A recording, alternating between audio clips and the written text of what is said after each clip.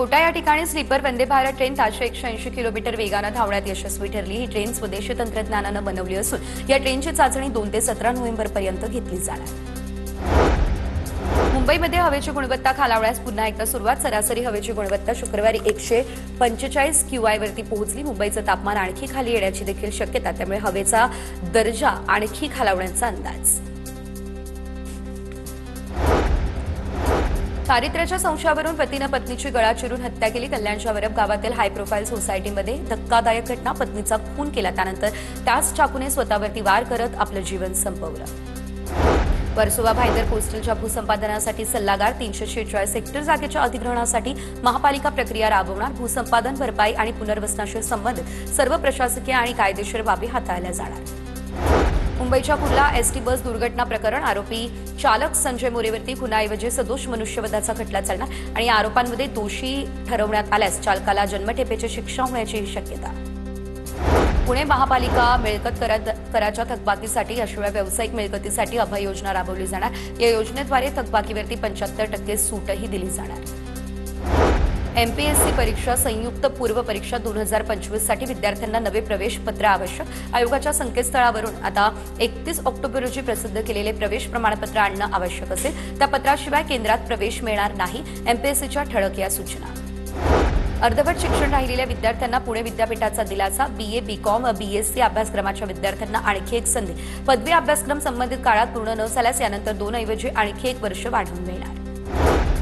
शासकीय जमिनीच्या गैरव्यवहाराची पुणे शहरामध्ये 2 प्रकरणं समोर। दोन्ही प्रकरणांमध्ये तहसीलदार येवले यांच्यासह 9 जणांविरोधात गुन्हा दाखल। तर एक जागा कृषी विभागाच्या मालकीची, दुसरी शासनाच्या मालकीची। मुंडव्यामध्ये जागा। पुण्यात वेदिका पंढरपूरकर या महिला मांत्रिकाकडून आयटी इंजिनियरला 14 कोटींचा गंडा। इंग्लंडमधील बंगला फार्म हाऊस देखील कुटुंबानं गमावलं। तर मुलीचे आजार बरे करण्याचं आश्वासन देत लुबाडलं। फसवणूक केलेल्या पैशातून महिला मांत्रिकानं आलिशान बंगला घेतला। पुण्यात दाम्पत्याची फसवणूक केल्याप्रकरणी मांत्रिकासह 3 नाशिकमधून झाली अटक। 3 आरोपींची 14 नोव्हेंबरपर्यंत पोलीस कोठडीमध्ये असणार रवाना। पुण्यात 20हून अधिक विमानांची आता उड्डाणं उशिरानं। दिल्ली आंतरराष्ट्रीय विमानतळामधील हवाई वाहतूक नियंत्रण प्रणालीतील बिघाड, त्यामुळे पुण्यातून उड्डाण करणारी विमानं 20 ते 30 मिनिट उशिरानं। पुण्यात न भरलेल्या वीज बिलांची रक्कम 436 कोटी रुपये। महाराष्ट्र राज्य विद्युत वितरण कंपनीच्या पुणे विभागातील अकृषी ग्राहकांची देयके थकीत। थकबाकी वसूल करण्यासाठी उपविभागनिहाय पथकं तयार। पुणे रेल्वे विभागाकडून छठपूजेनिमित्त बिहारमधील दानापूरसाठी 3 विशेष गाड्यांची व्यवस्था। 8 ते 10 जून दरम्यान हडपसर ते दानापूर अशी रेल्वे विशेष गाडी धावणार। दिल्लीच्या इंदिरा गांधी आंतरराष्ट्रीय विमानतळावर एटीसीमध्ये झालेल्या तांत्रिक बिघाड रात्री उशिरा झाला दुरुस्त। एटीसीच्या तांत्रिक कारणामुळे 800 पेक्षा अधिक विमानांना उशीर। ऑटोमॅटिक मेसेज स्विचिंग सिस्टीममधील तांत्रिक अडथळ्यामुळे आता 20 विमानं उड्डाण रद्द। विदेशी गुंतवणूकदारांनी भारतीय शेअर्सची मोठी विक्री केली, त्यामुळे भारतीय शेअर बाजारामध्ये मोठी घसरण। काल निफ्टी निर्देशांक 17.40 अंश घसरला आणि 25,500 वर बंद झाला। सेन्सेक्स 94.73 अंशांनी घसरून 83,216 पातळीवर बंद झाला। सायबर ठगांचा टीएमसी खासदाराला गंडा। टीएमसी खासदार कल्याण बॅनर्जी यांच्या बँक खात्यातून सायबर गुन्हेगारांनी तब्बल 55 लाख रुपये पळवले। सायबर पोलिसांमध्ये यासंदर्भात तक्रार दाखल।